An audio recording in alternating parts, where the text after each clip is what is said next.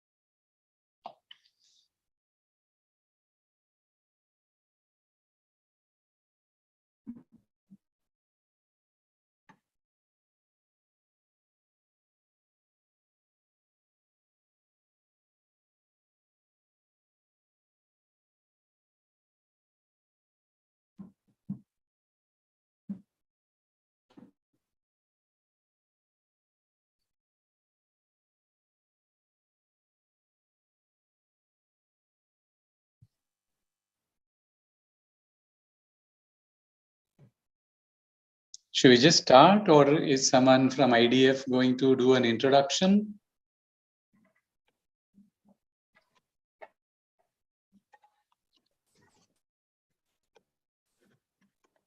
Ketki, are you going to do an introduction, or should we just start? Good evening, everyone, and welcome to another session of D&I Pe Charcha, brought to you by India Diversity Forum. I, Ketki Bhagwat, welcome you to this D&I Pe Charcha June edition. Workplace equality is not limited to women and people for diverse, racial, and religious backgrounds, but it also includes your employees from the LGBTQ plus community. Today, being the Global Pride Day, we couldn't have opted for any another topic better than inclusion for LGBTQ plus community workplace. From the lack of data in benchmarking LGBTQ plus inclusion to being an inclusive minority, Indian organizations have a long way to go in creating a supportive atmosphere for them to thrive in the workplace. While recent efforts in Parliament to outlay discrimination in the private sector have been unsuccessful, it is necessary the first step in creating LGBTQ plus inclusive workplace. While there is a long way to go, each step is a victory for the community.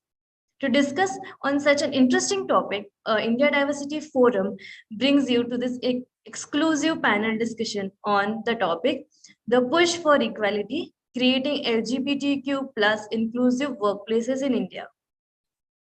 To begin this charcha, I'd like to welcome our esteemed speakers for this session. We have Ms. Shrila Dasgupta, Lead SME, Diversity, Equity and Inclusion at Supplier Diversity at Tata Consultancy Services. We also have Brijesh Deshmukh, HR Advisor and Diversity, Equity and Inclusion Lead at Fujitsu India. We have Madhvi Rai, AVP HR, Lighting House Learning Private Limited. And our moderator for this session is Raj Raghavan, Senior Vice President, Human Resources, Indigo. Here to you, sir. Mr. Rapp, if you can please take this ahead. Thank you. Sure, Ketki, thank you very much. And it's such a fantastic panel. And we had a quick pre-meeting yesterday, and the kind of experiences each of our speakers bring is awesome. And I would have, frankly, I would have loved to be an audience listening to all the three of them. And it's my pleasure indeed to be a moderator for the session this evening. And just so we all know what would be the format, I'm going to probably start with an initial thoughts, my initial thoughts for about 5 or 7 minutes. And then I'm going to seek each of the speakers to give their opening remarks for 3 to 5 minutes. And I've requested for them to cover 2 broad areas. One is where do they see the subject of diversity, equity, and inclusion in their own organizations. And secondly, try and discuss very briefly one practice that all of us attendees to the session can learn from. So this is the expectation for the first 20 odd minutes. Thereafter, I'm going to indulge the speakers with some broad themes. And I know, Ketki, you had requested us to talk specifically on LGBTQ, and we will try and focus on that. And I'll keep aside 15 minutes for audience questions. Now, obviously, if there are questions that are there in between, I'm happy to take them, then wait at the end. And I do know those that are attending this panel discussion as audience will have to post their questions on the chat box, probably on the YouTube channel. I'm not all that familiar with that, but I'm going to be able to see it on my screen, hopefully, and I'll take your questions to them on your behalf. So to set the stage, D&I is, in my mind, more than just policies, programs, or headcounts, right? Equitable employers often outpace their competitors by respecting the unique needs, perspectives, and potential of all their team members. And as a result, diverse and inclusive workplaces earn deeper trust and more commitment from their employees. Now, often these two terms are used interchangeably, and that leads to an impression that they are both one and the same. And worse still, the E in between D and I is most often missing. So what is the difference between diversity and inclusion, and what is equity? Diversity and inclusion, as we all interchangeably use, are two interconnected concepts, but they are far from being spoken of interchangeably. You know what I mean? Diversity is about, in my mind, is about representation or the makeup of an entity, whereas inclusion is about how well the contributions, presence, and perspectives of different groups of people are valued and integrated into an environment. Let me try and make this a little more clearer. In an environment where many genders, races, sexual orientations, and identities are present, but only the perspectives of certain groups are valued or carry any authority or influence, they may be diverse, but they're not inclusive. You know what I mean? And let's talk about equity. And people also talk of equality, but yesterday, as Srila was suggesting, equity always is a first step towards equality. And to me, the term equity means the act of ensuring that processes and programs are impartial, fair, and provide equal possible outcomes for every individual. So, by and large, these are the quick explanations in my own dictionary of these three terms. Now, several of us who are attending this panel discussion are from the corporate India, and if corporate India wants to truly be a place where innovation and ingenuity thrives, diversity, equity, and inclusion must take center stage. And that's what you will hear from our various speakers as well. In my mind, DE&I is an ethos that recognizes the value of diverse voices and centers inclusivity and employee well-being as central facets of success. And to bring these values to life, companies and corporate India especially, and leaders like us, must help companies implement programs and initiatives that actively make our offices more diverse, equitable, and inclusive spaces. Now, one may ask, why is this important? You know, why DE&I in a workplace isn't important? You can go into Google, research it. More often than not, you will say, researchers say that an organization that has a D&I in place has a higher revenue growth, has a greater readiness to innovate, has an increased ability to recruit from a diverse pool, and of course, it also says there's a higher retention to an extent of 5 times higher retention than in a regular workplace. So there's a lot of these advantages, and in my own mind, if you and there's another global research on company culture, and that talks about when employees trust that they and their colleagues will be fairly treated regardless of their race, gender, or sexual orientation, they are 10 times more likely to look forward to going to work. Now, going to work by itself doesn't mean anything as long as they work, but they also are likely to have higher pride in their work, are likely to stay in their companies much longer, etc., etc. So we talked a lot about diversity, equity, and inclusion. Now, we're going to focus today on LGBTQ, and let me take probably a minute or two on why this is important. Now, it's not easy, to tell diverse and inclusive lesbian, gay, bisexual, transgender stories.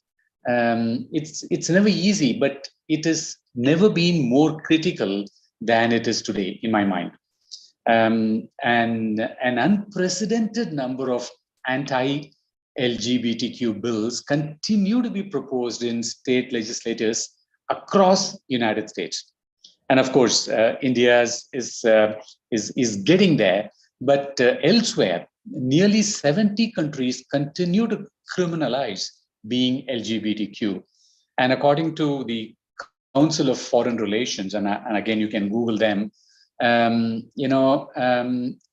12 countries, consensual same-sex relations can even mean death penalty, right? And this is in spite of the fact that there is so much going in terms of business, and in my mind, and like Ketki was initially saying, more than the governments, companies and people like us in companies will need to be the torchbearers of this one. Now, there was and again, I was making some preparation for this conversation. There's a 2021 Gallup report that says that 8% of US identifies themselves as LGBTQ. And that sounds very little, but imagine this is double of what it was in 2012 when Gallup did exactly the same survey, when they actually started measuring the community. Perhaps even more importantly, 1 in 5 Gen Z members, which is more than 20%, now identify themselves as LGBTQ. And this percentage has, and again, Gallup says this, it's not me, has nearly doubled over just 5 years. Now, the thing is, while the LGBTQ community is quickly growing in scale, we are also seeing the impact of media representation on cultural acceptance. Now, what do I mean by that? Slowly, and I'm using the word consciously, slowly, but steadily, Indians are not only comfortable seeing LGBTQ people in media and advertisements, but actually they look more favorably upon brands who are LGBTQ inclusive. And again, this is research. And in my mind, there's a lot of business results in terms of advancing equity and acceptance, and technological and social changes will only continue to alter for the better the landscape in the industry. So that's my few quick words as I kick off this wonderful group of panelists to speak. And let me first invite Srila to take her 3 to 5 minutes to talk about where does she see this subject in her organization, and what one quick practice briefly, and we can go into details of the Q&A session. Over to you, Srila. Sure. Thanks, Raj, for setting the context so beautifully. Before I start, Happy Pride to everybody. My pronouns are she, her, and hers. And for those of you who cannot see me, I am wearing Indian clothes. I'm wearing a dot on my forehead, and my hair is tied in a bun. And I'm wearing glasses. So diversity, equity, inclusion at TCS really, I think, philosophically drives from the Tata Code of Conduct on ethical practices related to respect for the individual, and that constitutes the core values that we follow when we're talking about DEI. Our motto is inclusion without exception. We have been working in the area. We started off like all other organizations in the realm of gender, but it's been like more than a decade, and IDF knows better than anybody else. And we are a company which is 550,000 people strong across 45 plus countries. So we are diverse, that is a fact. And inclusion practices are what I hope we are maturing in. We work across the segments of gender, age, LGBTQ plus, disability, neurodiversity, intergeneration, veterans. So these are the multiple areas in which we work in, and we work through 5 pillars. We work on representation, we work on enablement, which includes policy, infrastructure, etc., accessibility particularly. We work on building a culture of inclusion by sensitizing the ecosystem. We look at engaging persons from the different diverse identity segments through our employee resource groups. And we look at developing these communities on various professional and non-professional areas, whether it is related to their technical growth within the organization, or whether it is related to mental health, resilience, which we really built a huge part, which was large part of what we did during the pandemic months. So Raj, just to touch upon one of the things that I feel probably I would love to kind of put out on the table, particularly since it is related to LGBTQ plus, which, as you mentioned, is deeply either legally or marginalized or socially marginalized due to the heteronormative social context that we all live in. And the employee resource, I think it is important to have the organizational part of it, but the employee resource groups, which actually are a gift to enable persons from the LGBTQ plus community to have a voice, to bring their authentic selves to work, to be able to influence business decisions, I think is absolutely critical. And that also provides them with the kind of respect and visibility that the community requires to absolutely shine in the workplace and debunk all kinds of myths and misconceptions against the community. And it is the employee resource group that we have is called Colors with a Q, and everybody from the community and those of and allies are people who are there. We have a global network, and it is kind of substantiated by others. And I think I'm done with my 5 minutes. Back to you. No, very nice. Most interesting, Srila, especially the impact that someone like you has over thousands of people across dozens of countries is impeccable. And I'd like to learn more about colors as we move along, or maybe after this. So thank you for sharing. Brijesh, if you can give your opening remarks, again, keep it short and crisp. That'll be great. Thank you so much, Raj, for the context and introduction. And Srila, thanks so much for the insights about TCS. Hi, everyone. My name is Brijesh Deshmukh. I'm HR advisor and a D&I lead for Fujitsu India. My pronouns he, his, him, and I'm a proud associate of Fujitsu, where I talk about why I'm proud of my organization is we believe our values, our vision is kind of each for equal, where we see everyone can be completely themselves at work and succeed in the organization, regardless of their belonging, regardless of their origin, who they are. All are respected and values in the organization. And how we are doing this, how this the culture is been inculcating it in the organization, where we are like 130,000 associates across globe in Fujitsu globally.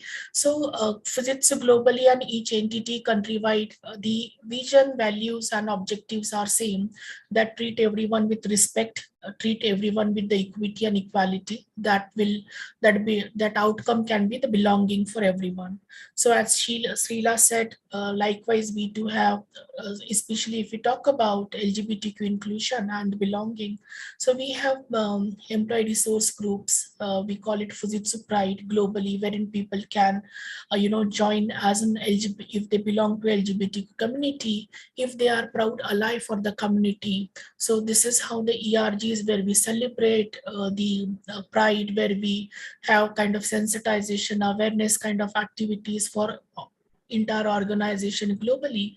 Then inclusive policies overall we have for where we focus on the equity, the representation of everyone. It could be LGBTQ community, it could be PWD, it could be the gender diversity.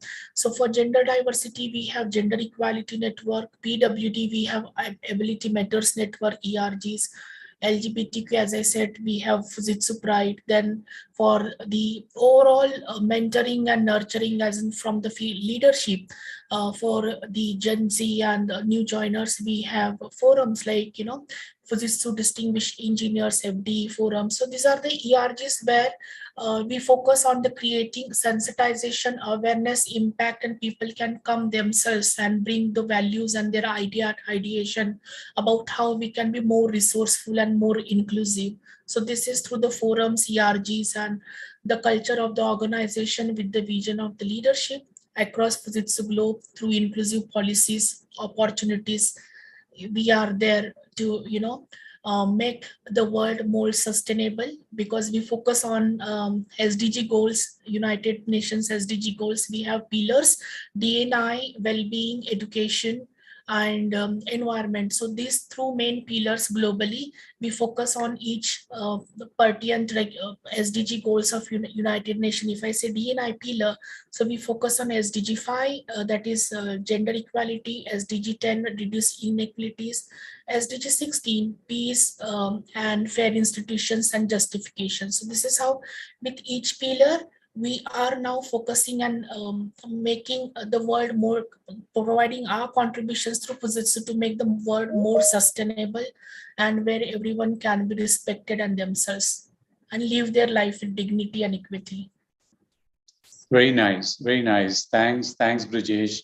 So it's Fujitsu Pride, it's colors, and I'm really looking forward to hearing from Madhavi what she has to say. At Indigo, our program is called 6C Embrace, and 6C is our airline's code, and that's what we do.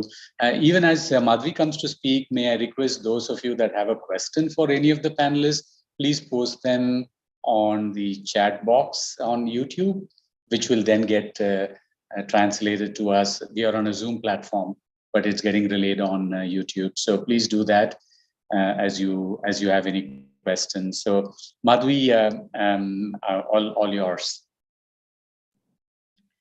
Thank you, Raj, and it's such an honor to be on this panel, and in fact, with all the stalwarts like you, like yourself, Brijesh and Srila. Well, I'm definitely honored, and I think more than me talking about, I think there's so much to learn from all of you here. So thank you so much for this opportunity. And well, to introduce about myself, I'm Madhavi Rai, and I'm leading HR for all the K-12 schools that we have. So Lighthouse Learning Group, in fact, we have several brands. We have brands of schools.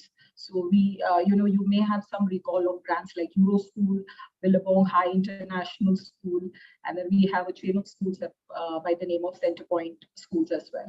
So when you talk about organization, I think I'll take a step back, and I would say that, before, as an organization, I think we represent an institution, inclusion and equity. It's very important. How do we normalize these terms right from the childhood?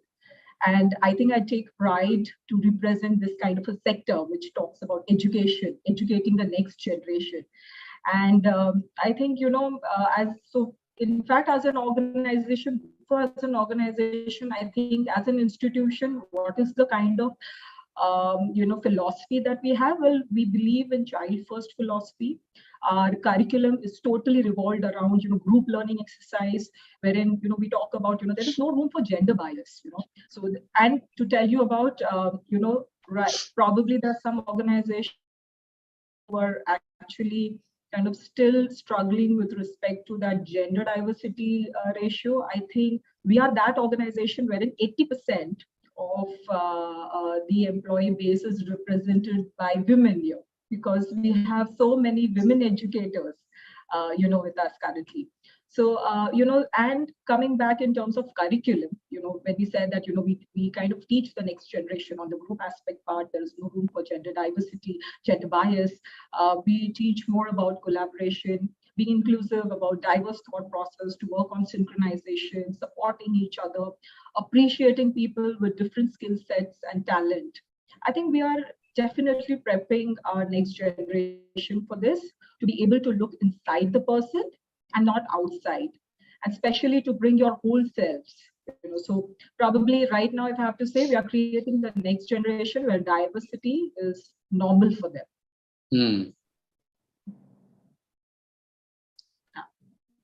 Makes absolute sense. Yeah, and in fact, it's like diversity. When you talk about diversity and inclusion, it's basically you're including people with diverse thoughts, with diverse races, with diverse cultural aspects, diverse thoughts. So in fact, diversity is such a used terminology. I'm sure each one of us knows that. But I think it's not only restricted to a gender, but it's so much more than that.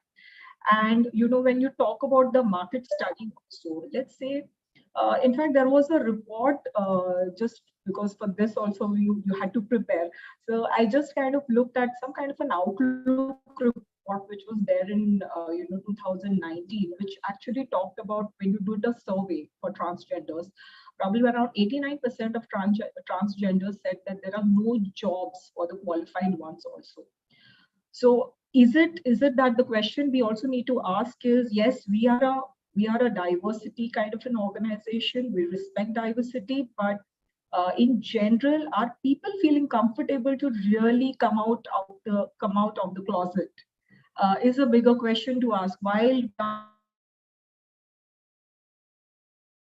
all that is necessary, and it's each one of our responsibility to actually go back home, to look at the neighborhood setup, to look at the ecosystem that we are bringing up ourselves, bringing up our children and everyone. What is the kind of next world we are looking out for them? What is it that we are creating for them? That's more of a question, because then this generation is definitely going to set up that kind of a world for tomorrow. Got it. That makes a lot of sense. In fact, what's fascinating about this panel is the breadth of sectors and experiences each of you bring in, right from the time when you are having a young mind and having them experience diversity and inclusion, to global organizations, to multicultural employment. So let me move forward with some specific questions. And there are some questions coming up from the audience, but I'm curious, and maybe Shrila, you can answer this question. Is there a reluctance among LGBTQ community to express themselves, especially in a corporate environment? And if yes, what are the inhibitors, and how can organization leaders like you and I help? So I will actually kind of say that the reluctance, when one uses the word reluctance, it somehow feels as if the onus lies on the person who's coming out or engaging as somebody from the community. But I think the onus actually lies in the environment, because if the environment is conducive and inclusive and feels safe, then everybody from the community would love to actually bring their authentic identity forward, have a voice, and engage exactly as who they are. So I think the deeper question is that, are we able to create environments at the work which is allowing people from the LGBTQ plus community to feel safe enough to have the kind of agency that is required to come and say that, yes, I'm from the community. These are the things which need to be done. This is the way I can contribute. This is the way I can, that is the conversation that I think that needs to be had. So I just flipped your question a little. No, absolutely well said. And when you talked of the environment, you actually answered my second question, which was, how can organization leaders help? Now, how can you and I help? All we can do is to create an environment, and creating an environment is a very, very important responsibility for each of us. And that leads me to my next question, and I can probably ask Brijesh this question more as a segue. Brijesh, you've been a D&I leader for a long time. You're an HR advisor. Tell me, I sometimes think corporate India pays lip service, to this community. What do you think? I do keep hearing this for sure, that corporate India is playing a kind of lip service. So I would say certainly not, because corporate level, we see the difference now. We can, feel the difference, the kind of culture we are creating, the inclusive culture. The kind of opportunities now available for everyone, LGBT, especially if we talk about LGBTQ inclusion. A lot many work we have done. If it is like just a kind of lip sync, definitely we would have not come this forward, that we have the policies now where we talk about. We have, for example, with us, we have a transition leave policy, we have adoption leave policy. So transition leave policy, people can take 30 days paid leaves for hormone replacement surgery. Transgender associates, they can take a 12 weeks adoption leave if they adopt a child. So this is how we are bringing the equity in the organization. So I say that my female associates are having the benefits of maternity leave, male associates are having the benefits of the paternity leave. Then what for others? So we have adoption leave. So this is how equity. And not only the sensitization, earlier I think I would say the corporate, especially in India, we started with the sensitization and awareness, where the focus wasn't speaking on that. Like we believed in talk more, and so that people will listen, they will then understand, and then they will accept. So now we have gone through with this stage in India, the corporate world, and now we are at the stage of the inclusion. For that, the outcome is belonging. Now we see the policies across the India INC, the culture across the India, celebration and the commemoration. People are coming forward as an ally for LGBTQ community, and much easy to talk and discuss now. Earlier, wherein so many stereotypes and taboos, people definitely, as I say, the ERG groups, the participation from non-community members is also increased. So that's how I think we are not doing only the lip sync, we are definitely bringing the change, and we are certainly helping to empower the society through the contributions of the corporate India to the society, I would say. So beautifully said. So beautifully said. I like the way you kind of led us all into what are the various things that we have been seeing over the last, say, 5-6 years. And my mind goes to this beautiful book that I've been reading for a while, It's called factfulness. And all it says is that even when you are not completely comfortable with the results of what has happened today, but if there is an improvement from yesterday to today, that is a fact that needs to get appreciated. And I think that's exactly what Rajesh is saying. And I really, I enjoyed, hearing you say that. Madhvi, I want to take a question from the audience. And the question is, we'll take this question. What is your advice for organizations that do not have policies and sensitization for LGBTQ?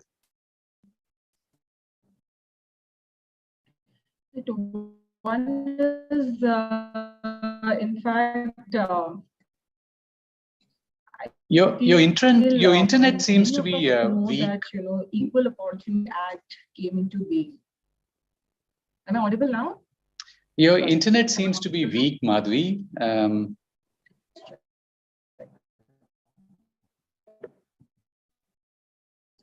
I audible now? Not yet? No. Why don't we do this as you fix this? No. So speak for a little while.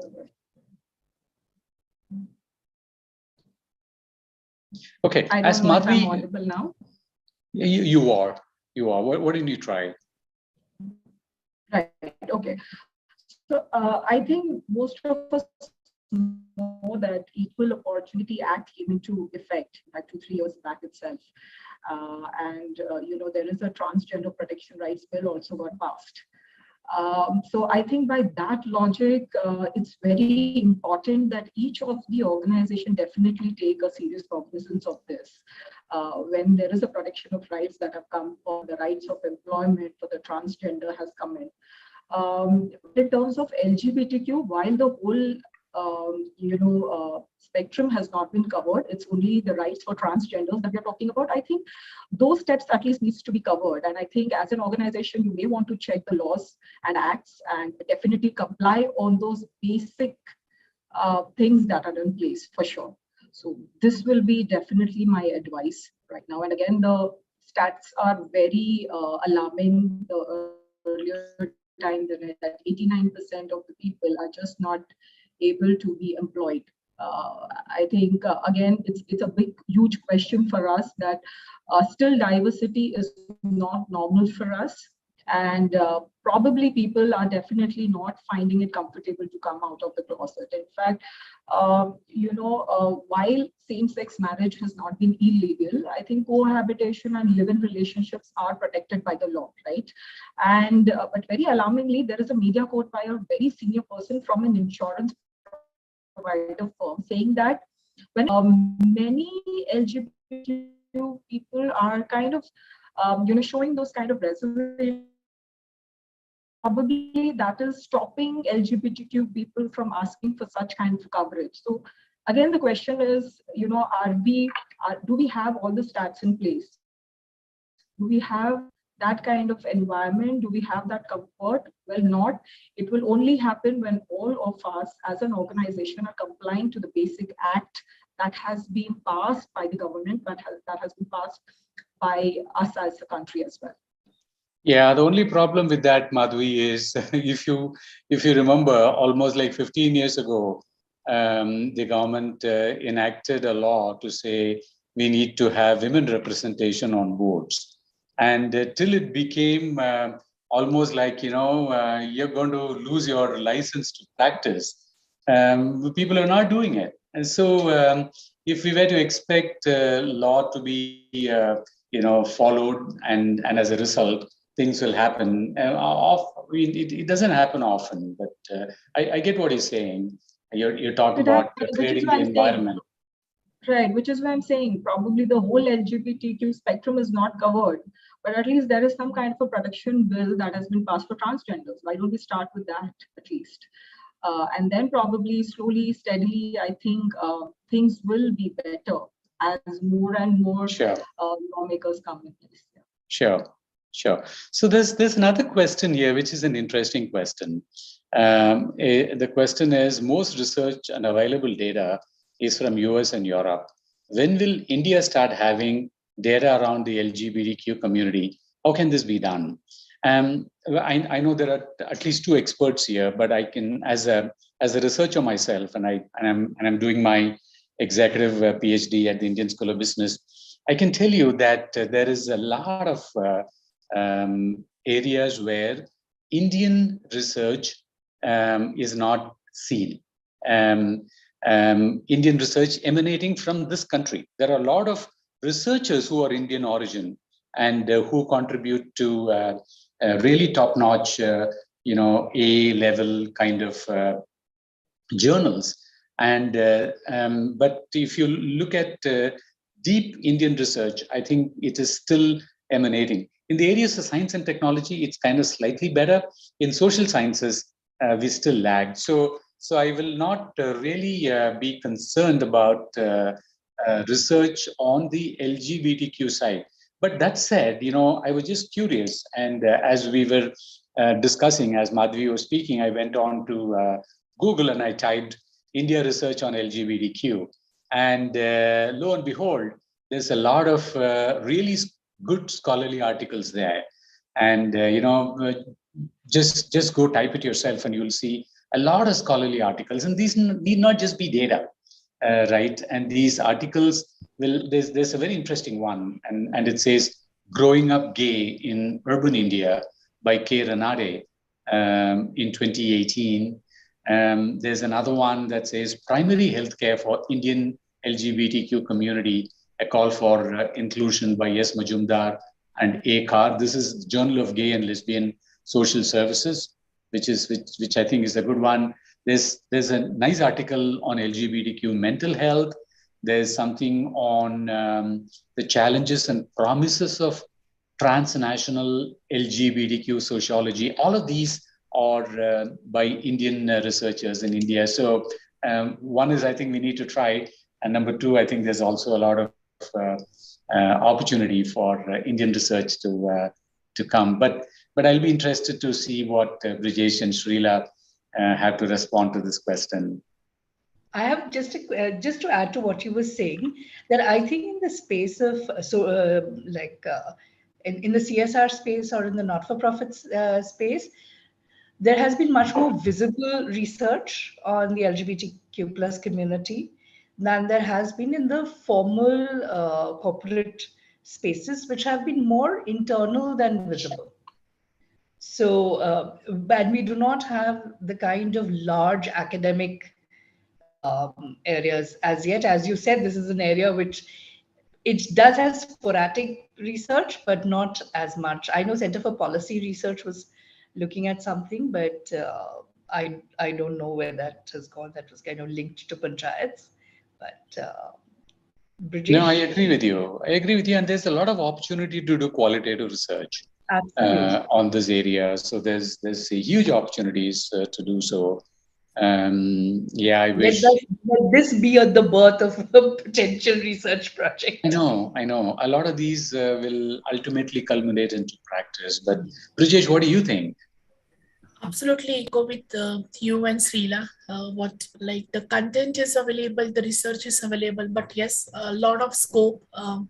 I would say it's whatever the research is being done or whatever through the CSR related things we have available, that's on the primary basis. But the deep, like if we could say like other nations, especially Europe, UK, Poland and US, I would say their research, because I see through Fujitsu other entities, those are from Europe and US. So the data, the nation-wise, the country-wide representation on the data, so they are much more deeper. Like LGBTQ, again, they have the segments about like lesbian, gay and asexual, binary, pansexual, asexual, all those things they have covered, wherein are things in as a nation India, if we talk about, it's at a primary stage, still just a kind of introduction and the sensitization.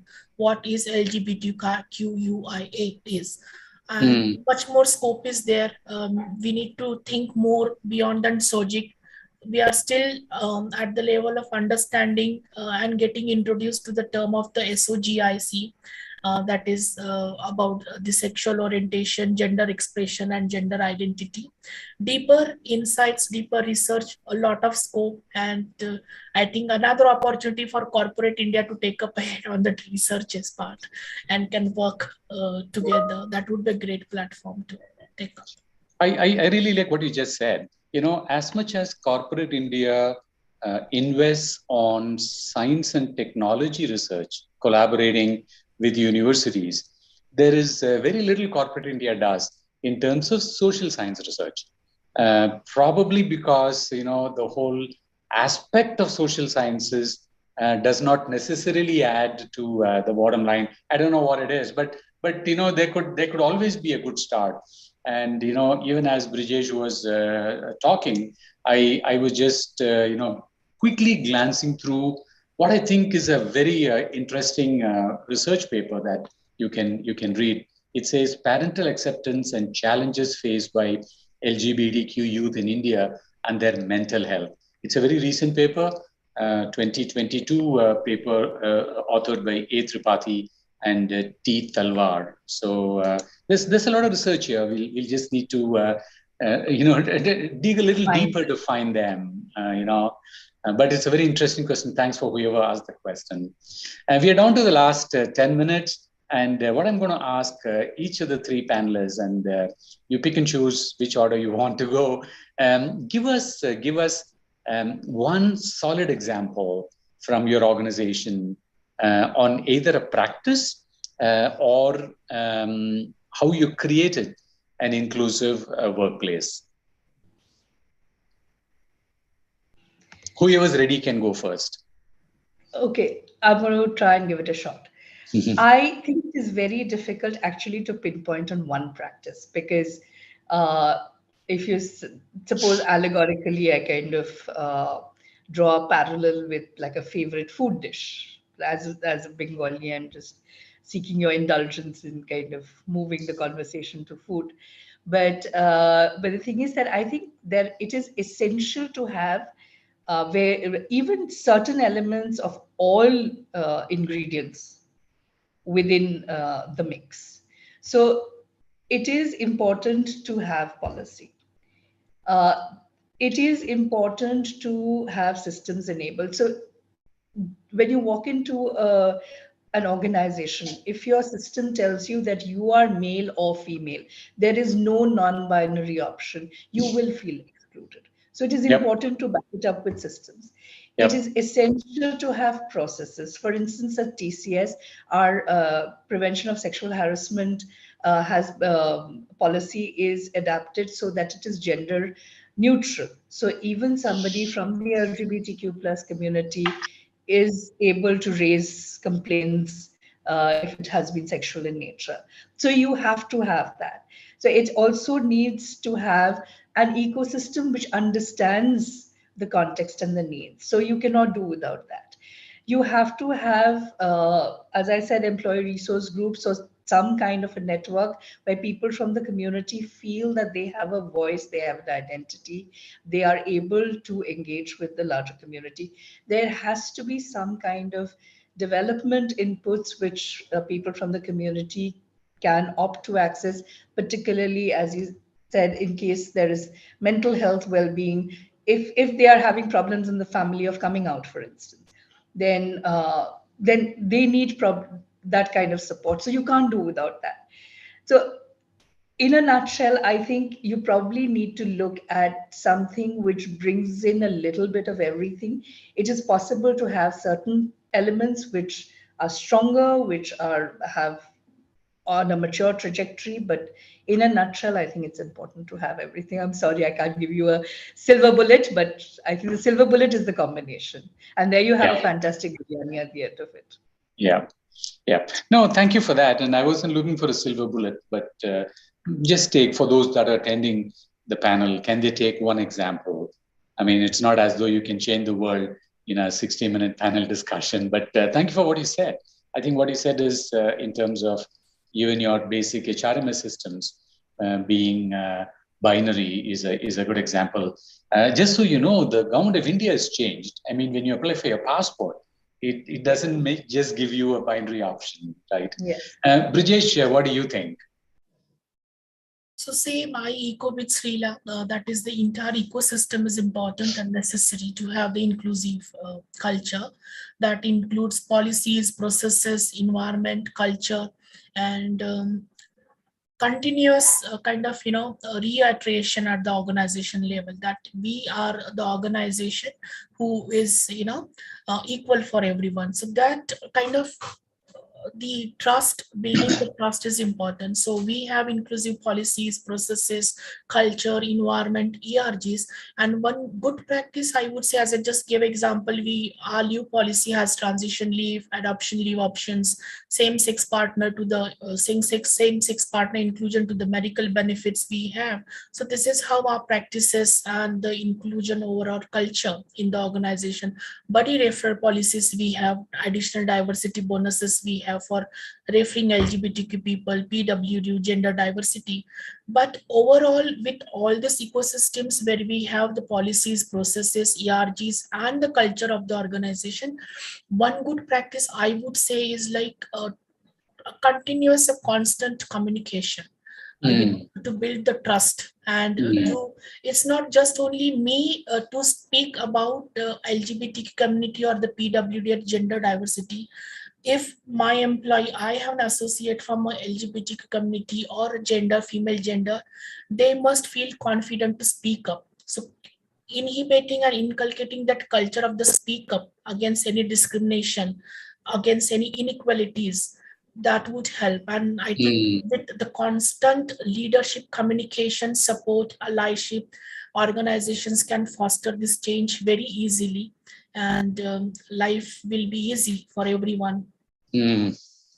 Now, I really love the way both of you, took the question, and especially, you're talking about simple things. Can people speak up? It goes back to environment. Trust, it goes back to environment. And some of it is technology. If I don't have my HRMS system, which will be inclusive, then what am I talking about, right? Madhvi, what do you think? I really agree. And I think what Brijesh spoke about the voice of the employee is so important. I think that definitely talks about the culture. Coming to, lighthouse learning, well, I'll just start with the purpose of a group. And the purpose is basically to unleash human potential by igniting the love for learning. And our mission is to ignite love for learning in 1 million.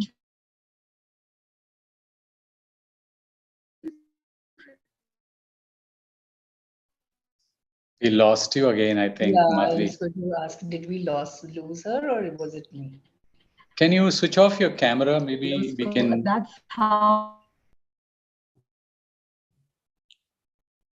Unfortunate. Sometimes technology is not helpful. Can you try and speak now, Madhvi? I'm audible now. Yeah, you are. Go ahead. Go ahead, Madhvi. We can hear you.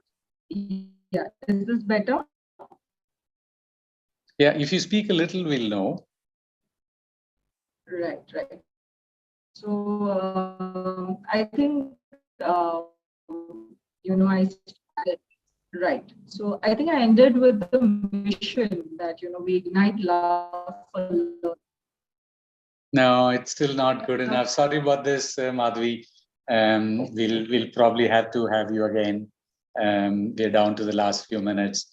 And there are no further questions, but it's 5:28 p.m. and 2 more minutes for close. If I were to ask the two of you, and if Madhvi can still manage, just one quick sentence on the whole topic today, your own views, your request, whatever you call.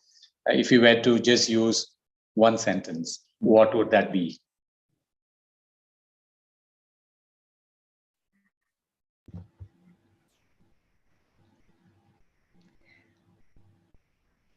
The change begins with yourself. Fantastic.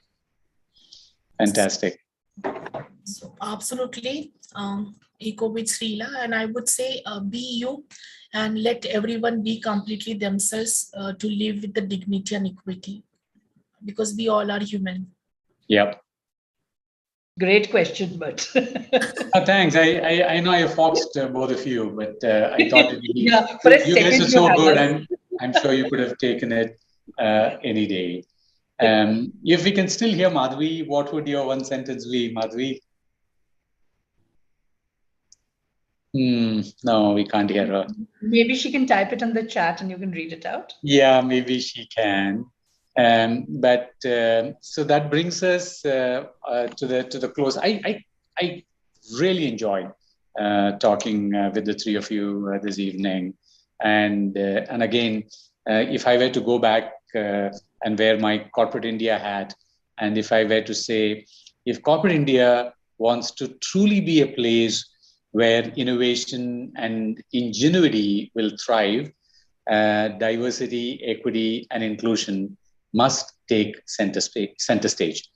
And I think organizations must actively work to create meaningful change, despite the history of injustice that has marginalized the underrepresented groups within the workplace. And I think that would be my not one sentence, probably a little longer one. And with that, I turn it back to you, Ketki. We are on the dot at 5:30 p.m.